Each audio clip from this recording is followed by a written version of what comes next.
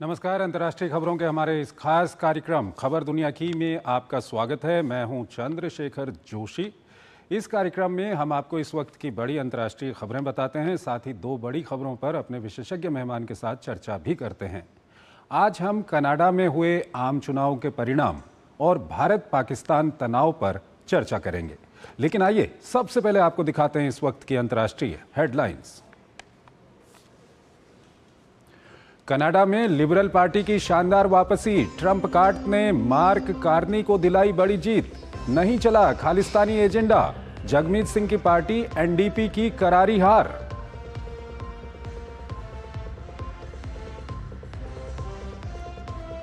रूस ने 3 दिन के संघर्ष विराम को 30 दिन तक बढ़ाने के यूक्रेनी प्रस्ताव को किया खारिज।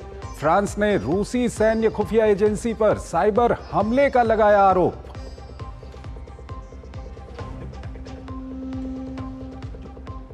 करीब एक दिन के ब्लैकआउट से घुटने पर आए स्पेन और पुर्तगाल उभरे। जांच आयोग का गठन। स्पेन के प्रधानमंत्री पेड्रो सांचेज ने साइबर हमलों की अटकलों को किया खारिज।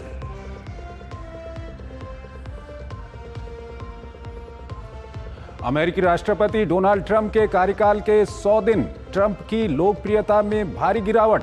आर्थिक और राजनीतिक उथल-पुथल से लोगों में भारी निराशा।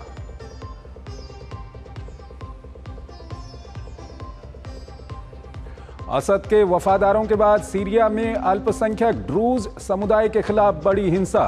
कम से कम 10 की मौत। एक विवादित ऑडियो क्लिप को लेकर भड़की हिंसा। सरकार का सख्त कार्रवाई का निर्देश।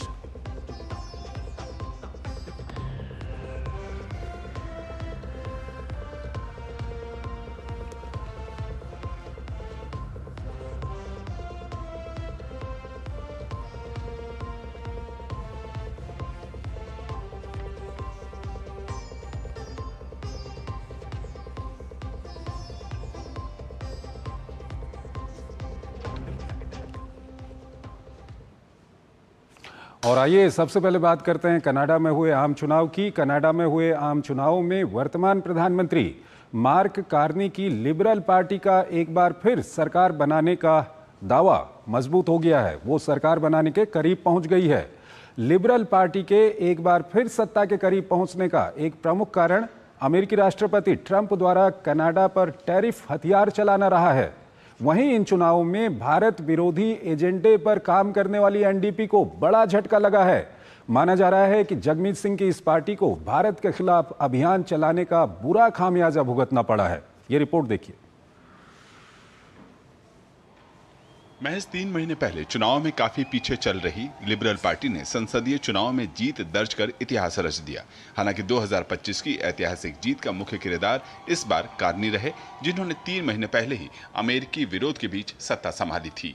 लगातार चौथी बार सत्ता की दहलीज पर दस्तक दे रही लिबरल पार्टी का प्रदर्शन पिछली बार की तुलना में काफी बेहतर माना जा रहा है, जिसने अब तक 168 सीटों पर जीत हासिल कर ली है। कनाडा में सरकार बनाने के लिए 172 सांसदों की जरूरत होती है, इसलिए कार्नी को सरकार बनाने के लिए छोटे दलों के समर्थन की जरूरत होगी। वहीं दूसरी तरफ प्रमुख विपक्षी दल कंजर्वेटिव पार्टी को 144 सीटों से ही संतोष करना पड़ा। लिबरल पार्टी को 2015 में पूर्ण बहुमत हासिल हुआ था। हालांकि 2019 और 2021 में उसे बहुमत नहीं मिला, लेकिन पार्टी ने गठबंधन करके सरकार चलाई। बहरहाल पिछली सरकार में अहम भूमिका निभाने वाले दल एनडीपी को आम चुनाव में करारा झटका लगा है। खालिस्तानी समर्थक दल एनडीपी को आम चुनाव में न सिर्फ हार का सामना करना पड़ा है, बल्कि पार्टी प्रमुख जगमीत सिंह को चुनाव में करारी शिकस्त का सामना भी करना पड़ा। नतीजों के मुताबिक एनडीपी को चुनाव में सिर्फ 7 सीटों पर जीत मिली। 2021 के चुनाव में जगमीत की पार्टी को 25 सीट मिली थी, जिसने ट्रूडो की सरकार बनाने में अपना समर्थन दिया था। माना जा रहा है अगर भारत और कनाडा के रिश्तों में तल्खी आई तो इसकी वजह खालिस्तानी समर्थक जगमीत सिंह भी थे, क्योंकि कई मौकों पर एनडीपी के समर्थन से ही कनाडा से ही खालिस्तानियों के समर्थन में भारत विरोधी एजेंडे चलाए गए। दरअसल कनाडा की राजनीति में बीते कुछ महीने से लिबरल पार्टी को अंतर्राष्ट्रीय स्तर पर जस्टिन ट्रूडो की नीति की वजह से दबाव झेलना पड़ रहा था। लोकप्रियता में आई गिरावट के बाद मार्क कार्नी ने देश की कमान संभाली। कनाडा में ये बदलाव उस वक्त हो रहा है जब अमेरिका में ट्रंप की सत्ता में वापसी हुई थी।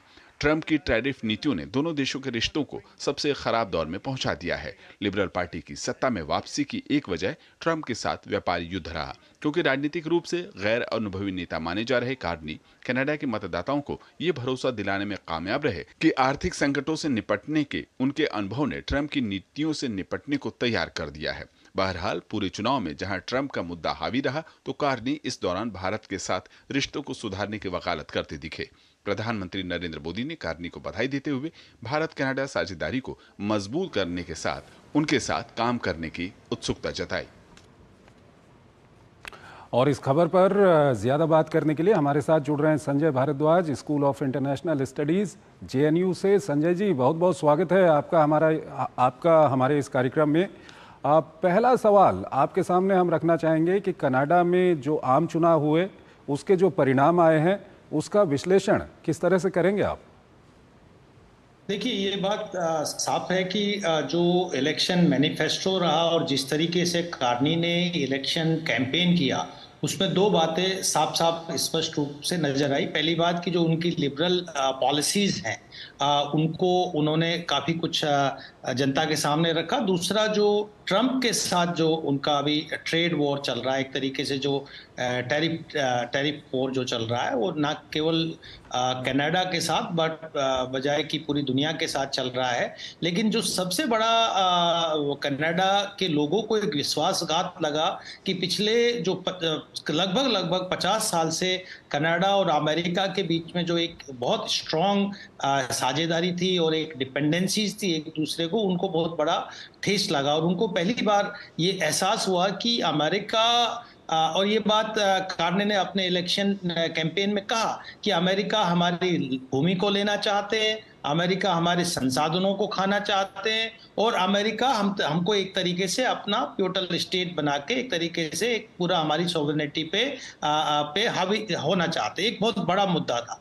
जो दूसरा उनका और समर्थन भी रहा, और दूसरा जो मुद्दा था वो रहा भारत से संबंधित, खासकर जो प्रो खालिस्तान ग्रुप है वहां पर, जिसका आपने सही जिक्र किया। ठीक है संजय जी, ये एनडीपी को लेकर के, जगमीत सिंह को लेकर के अभी हम बात करेंगे, लेकिन पहले हम जो ट्रंप की नीतियां रही थी और अब जब वहां पर मार्क कार्नी का प्रधानमंत्री बनना वहाँ पर तय हो गया है, उनको जितनी सीटें आई हैं, कुछ और सीटों की उनको ज़रूरत है, उसके बाद वो नेता चुने जाएंगे और प्रधानमंत्री बन जाएंगे। तो आने वाले समय में अब आपको क्या लग रहा है कि अमेरिका, खासकर प्रेसिडेंट ट्रंप की जो टैरिफ नीतियां हैं, वो और कड़ी हो जाएंगी कनाडा के खिलाफ? देखिए, दो बातें साफ। अभी तो जहां तक आप इलेक्शन रिजल्ट्स की बात कर रहे हैं, तो लगभग 167 सीटें कंफर्म हो चुकी है और बहुत ज्यादा दूर नहीं है बहुमत से। कुछ थोड़ा बहुत उनको समर्थन इंडिपेंडेंट और वैसे कैंडिडेट्स का रहेगा, पहली बात। दूसरी बात की ये बात साफ है कि अब कनाडा अमेरिका के प्रति बहुत कॉन्शियस रहेगा। मुझे लगता है कि अमेरिका भी कनाडा को थोड़ा एक बार्गेनिंग एक उस पर लाने की कोशिश कर रहे थे, नेगोशिएशन के टेबल पे लाने का प्रयास कर रहे थे। तो निश्चित रूप से जो दोनों के बीच में अब, क्योंकि ये बात भी समझ चुके हैं अमेरिका और ट्रंप भी कि ऐसे कनाडा को आप एक तरीके से प्यूटल स्टेट बना के नहीं रख सकते जो पिछले कई दशकों से रखे हुए थे। तो निश्चित रूप से ट्रंप भी इस अब बार्गेन करेंगे, और जो टैरिफ का जो इश्यूज है, जो खासकर जो, और आप ये बात मान के चलिए कि कनाडा अमेरिका का एक बहुत नजदीकी देश रहा है, चाहे वो नाटो का विषय हो, चाहे वो वेस्ट को रिप्रेजेंट करने की बात हो, या किसी भी तरीके से, चाहे आवाजाही की बात हो, हर तरीके से।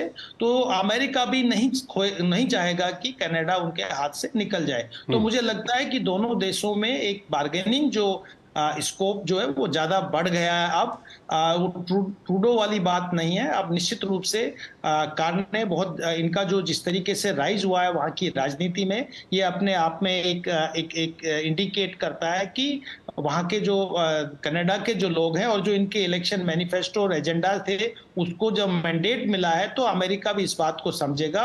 और मुझे लगता है कि जो एक सख्त रवैया है वो सख्त की बजाय लिबरल अमेरिका का रवैया कनाडा की तरफ रहेगा। कुछ उनको भी रियायत देने का मुझे लगता है कि अमेरिका इस पे विचार करेगा। ठीक है। संजय जी, अब बात करते हैं एनडीपी की, जो जगमीत सिंह की पार्टी है। और ये पूर्व में हमने देखा है कि जस्टिन ट्रूडो को जगमीत सिंह का समर्थन था। उसके बाद हमने देखा कि कनाडा में खूब भारत विरोधी अभियान वहाँ पर चलाया गया, खालिस्तानी वहाँ पर काफ़ी सक्रिय रहे। अब ये जगमीत सिंह की पार्टी को जिस तरह से झटका लगा है इन चुनावों में, क्या कहेंगे आप? जो भारत विरोधी एजेंडा वहाँ पर नापसंद किया जा रहा है, जो भारतीय वहाँ पर रहते हैं, प्रवासी भारतीय या जो लोग वहाँ पर वोट करते हैं लेकिन वो भारत मूल से जुड़े हुए हैं, क्या कुछ कहेंगे? देखिए, इसके दो मायने हैं और दो तरीके से इस बात को समझा जा सकता है।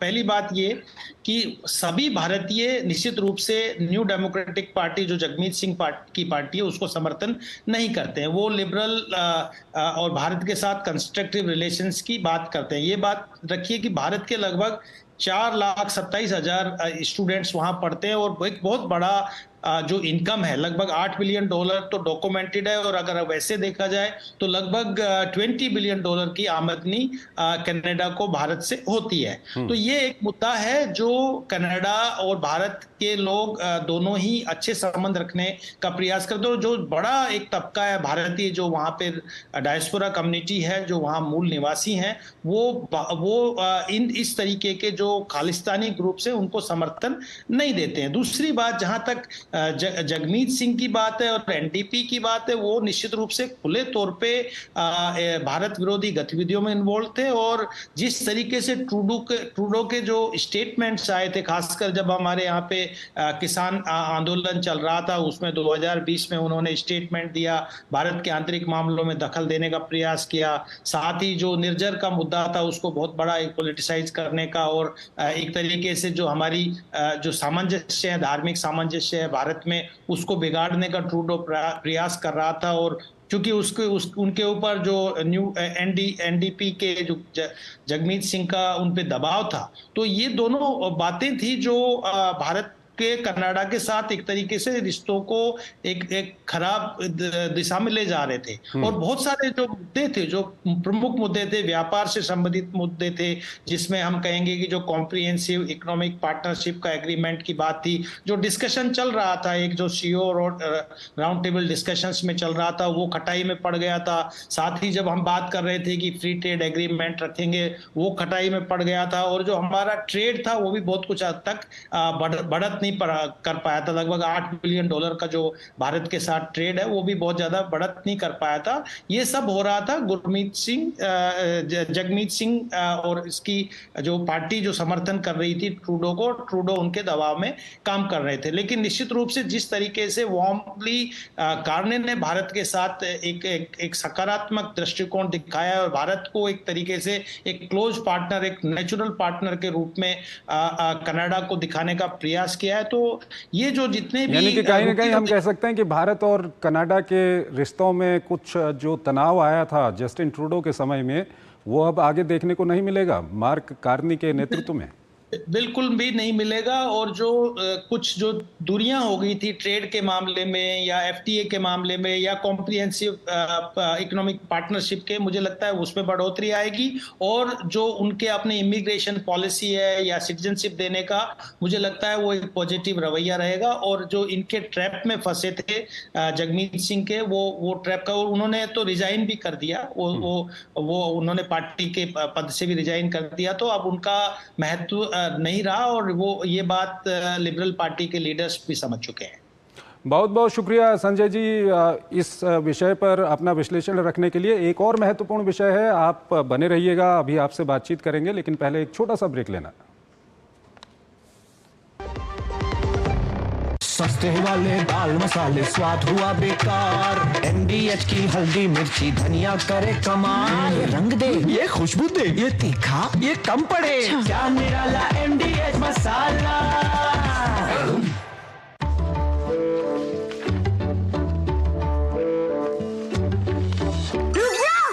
ये क्या?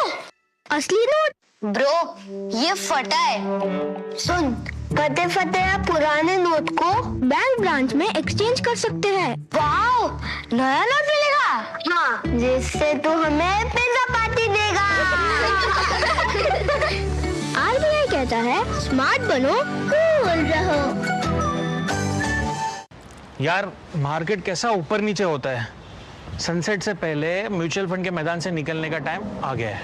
अच्छा एक बात बता, तू इंडियन टीम का फैन कब से? 96 से सेमीज तक पहुंचे थे यार, फिर हार गए।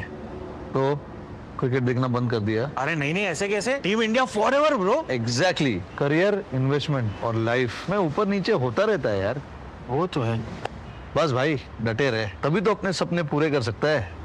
लाइफ और म्यूचुअल फंड्स में लॉन्ग टर्म सोचना सही है। सही है। हाँ। म्यूचुअल फंड निवेश बाजार जोखिमों के अधीन है। योजना से जुड़े सभी दस्तावेजों को ध्यान से पढ़ें। जो लक्ष्य चुना था समझ आने लगा है। जीएलए यूनिवर्सिटी, उच्च लक्ष्य की निश्चित प्राप्ति। शादी का किचन महके जहां, गोल्डी किचन किंग मसाले हो वहां। गोल्डी लाई है फ्रेश लॉक टेक्नोलॉजी, जो रखे मसालों को हर समय फ्रेश। स्वागत है आपका ब्रेक के बाद। अगली खबर की ओर आपको लिए चलते हैं। पहलगाम आतंकी हमले के बाद भारत और पाकिस्तान के बीच में तनाव बना हुआ है। वहीं अंतर्राष्ट्रीय मंचों पर भी इस तनाव की गूंज सुनाई दे रही है। संयुक्त राष्ट्र में जहां भारत ने पाकिस्तान पर आतंकवादी संगठनों को पनाह और समर्थन देने के लिए उसे जमकर सुनाया, तो वहीं इस तनाव के बीच पाकिस्तान के पूर्व प्रधानमंत्री नवाज शरीफ ने अपने देश की सरकार को भारत से कूटनीतिक तरीके से तनाव दूर करने की सलाह दी है। ये रिपोर्ट देखिए। पहलगाम आतंकी हमले के बाद से सरकार आतंकियों और उसके आकाओं को अंजाम तक पहुंचाने में जी जान से जुटी हुई है, लेकिन पाकिस्तान के रक्षा मंत्री खुलेआम स्वीकार कर रहे हैं कि उनका देश पिछले 3 दशकों से आतंकी संगठनों को समर्थन, प्रशिक्षण और फंडिंग करता आ रहा है। भारत ने कूटनीतिक मंचों से आतंकवाद को विदेश नीति के तौर पर इस्तेमाल करने वाले देश पाकिस्तान को बेनकाब करने की योजना बनाई है। इसी कड़ी में भारत ने एक बार फिर पाकिस्तान को यूएन में लताड़ लगाई है। भारत ने स्पष्ट रूप से पाकिस्तान को रोग स्टेट बताया है, यानी वो एक ऐसा देश है जो किसी अंतर्राष्ट्रीय नियम का पालन नहीं करता है और वो पड़ोसी देशों के लिए खतरा बन गया है। यूएन में भारत की उप प्रतिनिधि योजना पटेल ने कहा कि ख्वाजा यूनुस की स्वीकारोक्ति कोई आश्चर्यजनक बात नहीं है, क्योंकि पाकिस्तान का आतंकवाद को पनाह देने का इतिहास जग जाहिर है। इस दौरान उन्होंने दुनिया के सामने भारत में आतंकवाद फैलाने में पाकिस्तान की भूमिका के सबूत भी पेश किए। हालांकि पाकिस्तान ने अपना पुराना राग गलाते हुए इसका खंडन किया। उधर पहलगाम हमले के बाद से पाकिस्तानी नेताओं के अनर्गल बयानों के उलट पाकिस्तान के पूर्व प्रधानमंत्री नवाज शरीफ ने अपने देश की सरकार को भारत से कूटनीतिक तरीके से तनाव दूर करने की सलाह दी है। नवाज इस मुद्दे पर आक्रामक रुख अपनाने के खिलाफ हैं। हालांकि नवाज शरीफ ने अब तक पहलगाम हमले की निंदा नहीं की है।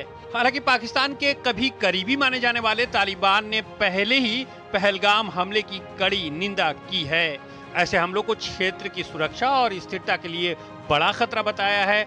हमले के बाद से पाकिस्तान और भारत के दरमियान बढ़ते तनाव के बीच भारत के एक उच्च अधिकारी की तालिबान के विदेश मंत्री से मुलाकात ने पाकिस्तान की परेशानी बढ़ा दी है। भारत के उच्च अधिकारी संबंधों की प्रगति की समीक्षा के लिए रविवार को काबुल में थे। बताया जा रहा है कि वार्ता में राजनीतिक संबंध, व्यापार, परागमन और क्षेत्रीय विकास सहित कई द्विपक्षीय मुद्दों पर चर्चा हुई। हालांकि जानकार इस मुलाकात को पाकिस्तान को पश्चिम की ओर से घेरने के तौर पर देख रहे हैं।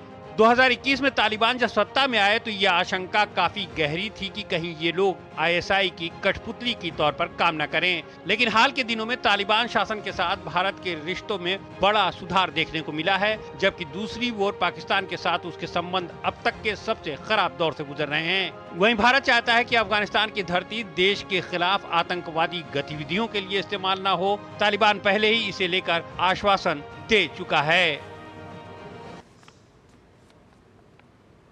संजय भारद्वाज हमारे साथ जुड़े हुए हैं, school of international studies JNU, उनसे हम बातचीत करेंगे। संजय जी, अगर भारत और पाकिस्तान के बीच में जो इस वक्त तनाव है, इसको आप किस तरह से देखते हैं? जो दोनों पक्षों की ओर से जो कुछ भी चल रहा है, कैसे इसका आप विश्लेषण करेंगे? देखिए, जिस तरीके से एक निंदनीय और घोर निंदनीय जो अपराध पाकिस्तान ने किया है, और इसका सबसे बड़ा जो एक तरीके से सबूत जो वहाँ के डिफेंस मिनिस्टर ख्वाजा आसिफ ने दिया कि ये काम हमने अभी पहली बार नहीं किया, ये हम पिछले 3 दशक से ये काम करते आए हैं। हम आतंकवाद पाकिस्तान का घर है और हम क्रॉस बॉर्डर जो टेररिज्म है, भारत में जो इंसर्जेंट्स और आतंकवादी गतिविधियों को हम पिछले 3 दशक से अंजाम देते रहे हैं। हालांकि उन्होंने इस बात के लिए वेस्टर्न पावर्स खासकर यूके और अमेरिका की तरफ इंडिकेट किया, लेकिन ये बात भी जानते हैं ख्वाजा आसिफ साहब की जो वहाँ की सेना है, जो वहाँ का डीप स्टेट है, उसकी रोजी रोटी इसी के आधार पे चलती है। वो अपना अस्तित्व जो पाकिस्तान में बनाए हुए हैं वो इस तरीके की जो प्रॉक्सीज को क्रिएट करके आतंकवादी गतिविधियों को आगे बढ़ा के वहाँ पर रुके हुए हैं, क्योंकि वहाँ पर अभी तक कोई ठीक से लेजिटिमेट सरकार जो जनता आवाम की चुनी हुई सरकार नहीं बनी है, पहली बात। दूसरी बात कि पाकिस्तान, ये साफ कहा कि पाकिस्तान एक रॉग स्टेट है और पाकिस्तान एक डिसफंक्शनल स्टेट है। और इस डिसफंक्शनल स्टेट में ये बात साफ है कि चाहे वो अफगानिस्तान से संबंधित नीतियां हो, चाहे वो कश्मीर से संबंधित नीतियां हो, चाहे वो भारत से संबंधित नीतियां हो, आतंकवाद से संबंधित नीतियां हो, इसमें कोई इलेक्टेड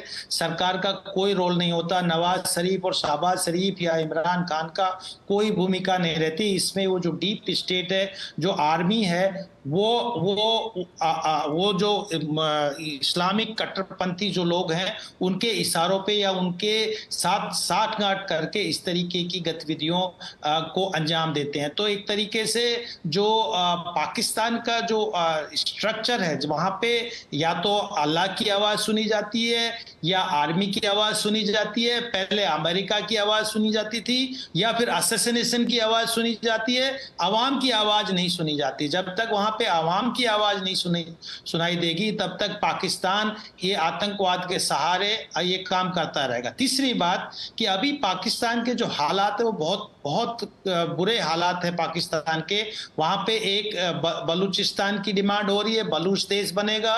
कुछ दिनों बाद में वहाँ पे सिंधु देश की डिमांड होगी, सिंधु देश बनेगा, क्योंकि जो पंजाबी मुहाजिर कोटरी है, जो सेना का दबदबा है, ब्यूरोक्रेसी या पॉलिटिक्स में दबदबा है, वो इनसे तंग आ चुके हैं और वो यहाँ से छुटकारा चाहते हैं। दूसरी बात कि आसिफ जो वहाँ के अभी आर्मी चीफ है, उनको एक्सटेंशन चाहिए, तो वो इस तरीके की गतिविधियों को अंजाम दे रहे हैं। लेकिन जहां पर नवाज शरीफ का जो स्टेटमेंट आया, शहबाज शरीफ का स्टेटमेंट आया, दोनों ही कूटनीतिक बातों की भारत के साथ में कूटनीतिक संबंध के माध्यम से शांति रखना चाहिए। लेकिन क्योंकि उनका सेना पर कोई किसी तरीके का कंट्रोल नहीं है, सेना उनके ऊपर है, वो कॉन्स्टिट्यूशन से भी ऊपर है। तो जो पाकिस्तान के हालात है, वहां पे सिक्योरिटी क्राइसिस है, वहां पॉलिटिकल क्राइसिस है, वहां पे इकोनॉमिक क्राइसिस है, वहां इन्फ्लेशन का हालात देखिए, वो सब डाइवर्ट करने के लिए इस तरीके के प्रॉक्सीज को इस्तेमाल करके वो आतंकवादी गतिविधियों को अंजाम देते हैं। और ये बात पूरी दुनिया जान चुकी है कि इस स्थिति में इस वक्त उन्होंने जो हमला किया, पूरी दुनिया ने इस बिल्कुल संजय जी, दुनिया के कई जो अंतर्राष्ट्रीय मंच हैं कई बार इसको कह चुके हैं, अच्छा होता है कि पाकिस्तान उनके कब्जे वाले इलाकों में जो आतंकवादी कैंप हैं, जहां आतंकवादियों को ट्रेंड किया जाता है, वहां पर कार्रवाई करता, लेकिन पाकिस्तान ऐसा नहीं कर रहा है। पाकिस्तान के कई नेता इस वक्त बड़ी गलत बयानी कर रहे हैं, लेकिन इस सब के बीच जो पाकिस्तान के पूर्व प्रधानमंत्री हैं वो कहीं ना कहीं कूटनीति की भी बात करते हैं। संजय जी, हम आपसे ये भी जानना चाहेंगे कि कूटनीति दोनों तरफ होती है। भारत की जिस तरह से अफगानिस्तान तालिबान से नज़दीकियाँ बढ़ रही हैं, ये पाकिस्तान के लिए कितना परेशानी खड़ा करने वाला है? देखिए, अंतर्राष्ट्रीय संबंध में दो तरीके की अप्रोच होती है। एक होती है सॉफ्ट पावर अप्रोच, जिसको कहते हैं कूटनीतिक माध्यम से, डायलॉग, डिस्कशन, डिबेट या पीस प्रोसेस, उसके माध्यम से। लेकिन जब वहाँ के राजनीतिक इलेक्टेड लोग, नवाज शरीफ इसको बहुत अच्छे से भुगत चुके हैं 2 बार कि 1999 में कारगिल से पहले और उसको थोड़े दिनों पहले जब नवाज शरीफ मोदी जी की शपथ ग्रहण समारोह में आए थे और उनको बुलाए थे, वो भुगत चुके हैं कि जो डिप्लोमेटिक और सॉफ्ट पावर के रूप में जब प्रयास करते तो वहाँ की जो सेना है वो वहां कू कर देती है और उसको हटा के दूसरे को स्थापित कर देती है। जो वहां की सेना है और जो प्रॉक्सीज हैं, कट्टरपंथी हैं, वो दूसरी भाषा समझते हैं जिसको हम कहते हैं हार्ड पावर अप्रोच। और जो हमने बालाकोट में किया, जब तक हम डिटरेंस बाय पनिशमेंट नहीं करेंगे, जब तक हम जहां पे आतंकवादियों को ये जो कैंप बने हुए हैं उस पे स्ट्राइक नहीं करेंगे, उनका ठीक है संजय जी, लेकिन सवाल ये था कि भारत और अफगानिस्तान तालिबान के बीच जो संबंध पहले से थोड़ा ठीक हो रहे हैं और इस पूरे मामले में कहीं ना कहीं भारत से जो ट्रेड होता था अफगानिस्तान को, वो भी कहीं ना कहीं उसको नुकसान पहुंचा है। तो अफगानिस्तान तालिबान और भारत के बीच में जो नज़दीकी है, ये पाकिस्तान के लिए कितनी बड़ी परेशानी खड़ी कर सकता है? ये बड़ी परेशानी निश्चित रूप से, क्योंकि जिस तरीके के हालात आज के दिन पाकिस्तान और अफगानिस्तान के बीच में हो गए हैं और जिस तरीके से ब्रीच ऑफ ट्रस्ट पाकिस्तान ने अफगानिस्तान और तालिबान के साथ में किया है और जिस तरीके से वहाँ के जो रिफ्यूजीज हैं, जो इमिग्रेंट्स हैं, उनके साथ बर्ताव किया जा रहा है और ड्यूरेंट लाइन को बार बार से वॉयलेट किया जा रहा है, तो अफगानिस्तान पाकिस्तान के मंसूबों से तंग आ चुका है और भारत को एक मित्र के रूप में देख चुका है। और भारत ने निश्चित रूप से जो पहले भी लगभग $3.1 बिलियन का वहां इन्वेस्टमेंट किया, इंफ्रास्ट्रक्चर डेवलपमेंट किया, एक ट्रेड बढ़ाया, तो तालिबान और अफगानिस्तान के रेजिम्स वहां पर भारत में एक कंस्ट्रक्टिव पार्टनरशिप की तरफ देखते हैं और वो ये भी जानते हैं कि जो आतंकवाद और जो कट्टरपंथ का आज के दिन जो घर बन चुका है वो पाकिस्तान बन चुका है। ठीक है संजय जी, वक्त कम है हमारे पास, फिर किसी और दिन इस विषय पर हम बातचीत करेंगे। फिलहाल बहुत बहुत शुक्रिया आपका हमारे इस कार्यक्रम में जुड़ने के लिए और दोनों ही महत्वपूर्ण विषयों पर अपना महत्वपूर्ण विश्लेषण हमारे दर्शकों के सामने रखने के लिए। यहाँ पर हम एक छोटा सा ब्रेक लेंगे और ब्रेक के उस पार आज की कुछ और महत्वपूर्ण अंतर्राष्ट्रीय खबरें आपको बताएंगे। आपके घर के खाने में रेस्टोरेंट जैसा स्वाद ले आए MDH का शाही पनीर मसाला। पनीर को क्या मस्त बना डाला। जब धरती चीर कर निकलता है लोहे का पत्थर और मिलता है मोंगिया के जोश से, फिर तपता है, पिघलता है और बनता है फौलाद। अब होता है सरिया सारी खूबियों के साथ। मोंगिया स्टील, मजबूत देश का मजबूत सरिया। क्या हो गया भाई? भैया आपसे सीखकर म्यूचुअल फंड्स में SIP शुरू की थी, लेकिन कभी कभी अपडेट्स देखकर मेरा मन भटकने लगता है। सुन, ये लिफ्ट जब ऊपर नीचे जाती है तो तू निकल जाता है। नहीं भैया, यही तो सही मंजिल तक ले जाती है। तो बस म्यूचुअल फंड्स का भी यही है, डटे रहेगा तो तू भी अपने सपनों के पास पहुंच सकता है। हाँ बिल्कुल आपकी तरह। सही है। म्यूचुअल फंड निवेश बाजार जोखिमों के अधीन है। योजना से जुड़े सभी दस्तावेजों को ध्यान से पढ़ें।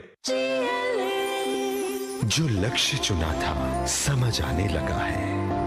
GLA यूनिवर्सिटी, उच्च लक्ष्यों की निश्चित प्राप्ति। शादी का किचन महके जहां, गोल्डी किचन किंग मसाले हो वहां। गोल्डी लाई है फ्रेश लॉक टेक्नोलॉजी, जो रखे मसालों को हर समय फ्रेश। स्वागत है आपका ब्रेक के बाद। अंतर्राष्ट्रीय खबरों के इस कार्यक्रम को हम यहीं पर समाप्त करते हैं, लेकिन जाते जाते आपको छोड़ जाते हैं आज की कुछ और महत्वपूर्ण अंतर्राष्ट्रीय खबरों के साथ। आप इन खबरों को देखिए और हमारी पूरी टीम को इजाजत दीजिए। नमस्कार। सीरिया की राजधानी दमिश्क के एक उपनगर जरामाना में मंगलवार को ड्रूज समुदाय के स्थानीय बंदूकधारियों और सरकार समर्थक लड़ाकों के बीच झड़प हो गई, जिसमें कम से कम 4 लोग मारे गए। ऐसी झड़पें हाल के दिनों में सीरिया के ड्रूज समुदाय और सरकारी बलों के बीच बढ़ते तनाव का हिस्सा हैं। 1 मार्च को इजराइल ने भी जरामाना की सुरक्षा के लिए अपनी सेना को तैयार रहने का आदेश दिया था, क्योंकि ये इलाका सीरियाई बलों के हमलों का शिकार हो सकता है। यूक्रेन ने अप्रत्यक्ष तौर पर स्वीकार किया है कि पिछले शुक्रवार को मॉस्को में कार बम विस्फोट में मारे गए एक वरिष्ठ रूसी लेफ्टिनेंट जनरल की मौत के पीछे उसका हाथ था। राष्ट्रपति वोलोदिमीर ज़ेलेंस्की ने सोशल मीडिया पर युद्ध की शुरुआत से लेकर अब तक शीर्ष रूसी सैन्य अधिकारियों की हत्या के लिए सोमवार को यूक्रेन की विदेशी खुफिया सेवा की प्रशंसा की। रूस ने 8 से 10 मई तक घोषित संघर्ष विराम को 30 दिन बढ़ाने के यूक्रेन के प्रस्ताव को खारिज कर दिया है। वहीं यूक्रेन ने रूस के राष्ट्रपति व्लादिमीर पुतिन के यूक्रेन के साथ सीधे शांति वार्ता शुरू करने के प्रस्तावों का अब तक जवाब नहीं दिया है। क्रेमलिन प्रवक्ता दिमित्री पेस्कोव ने जानकारी दी कि यूक्रेन ने यह भी स्पष्ट नहीं किया है कि वो मई के लिए घोषित 3 दिवसीय संघर्ष विराम का हिस्सा बनेगा या नहीं, जबकि रूस बिना किसी शर्त के वार्ता की प्रक्रिया शुरू करने के लिए तैयार है। स्पेन और पुर्तगाल में इतिहास के सबसे बड़े ब्लैकआउट के बाद आखिरकार बिजली बहाल कर दी गई है। ब्लैकआउट के बाद जनजीवन फिर से सामान्य हो रहा है। ट्रेन, मेट्रो सेवाओं के साथ साथ स्कूलों को दोबारा खोल दिया गया है। हालांकि अधिकारियों ने ब्लैकआउट के कारणों की स्पष्ट जानकारी नहीं दी है। फलस्तीनी रेड क्रिसेंट सोसाइटी PRCS ने बताया कि इजराइल ने गाजा में एक पैरामेडिक असद अल नसारा को रिहा कर दिया है। नसारा उन 17 सहायता कार्यकर्ताओं में से एक था जिन पर 23 मार्च को दक्षिणी गाजा के तेल अल सुल्तान में इजरायली बलों द्वारा हमला किया गया था और 15 कार्यकर्ताओं की मौत हो गई थी। चीन के उत्तर पूर्वी क्षेत्र में एक रेस्तरां में भीषण आग लगने से 22 लोगों की मौत हो गई है। चीन के राष्ट्रपति शी जिनपिंग ने स्थानीय अधिकारियों से आग लगने के कारणों का जल्द पता लगाने, घायलों का इलाज करने और जिम्मेदार लोगों को सजा दिलाने का आग्रह किया।